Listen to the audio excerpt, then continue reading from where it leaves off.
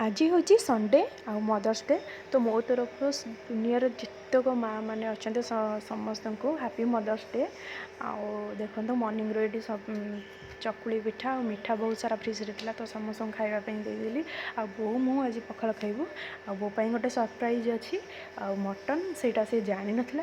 तो खाई शोक उठला देखला सब मटन माछ आसाला मटन आसला से जानी नथिला। तो मु फटाफट मटन बनईकी रखिदे देखु ये देखु माछ भजा हो माछ मुंड भी मुंडटा तो आज जेहेतु मटन है तो माछ तरकारी हेनी तो मुंडटा बेसी रही पारनी नष्ट हो काले तो से माछ मुंड चिंगुड़ी आ पोई एमती घांट पखाल खावाई बो बनई देती। ये देखो तो मटन ये खाली कलिजा चर्बी एमती थिला आ ये चिंगुड़ी भजा चलची पोई घांट करने पखाल।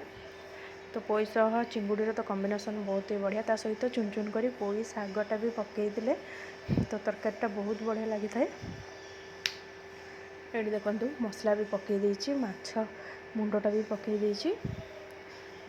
लास्ट को चिंगुड़ी आ पोई पत्र टिके पकईकी तो होगला आमर रेडी। एवं पखाल खाई फटाफट मु मटन बनइबार लगी पड़ी आ बो सेपटे खाई टे शोची तो से जान ना कि मुझे एकुटिया मोर मटन प्रिपेरेसन कर देती।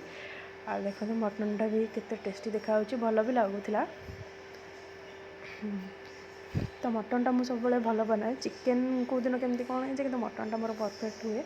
आ ये देखो बो बाड़ी देती सी पूरा सरप्राइज कि माछ तरकारी हबार था कौन मटन आ ये तो सन्ध्या बेले गुपचुप गाँव को आसाला तो मुझे रखीदी खावाई। तो वीडियो भल लगे लाइक शेयर सब्सक्राइब करेंगे। रही बाय बाय।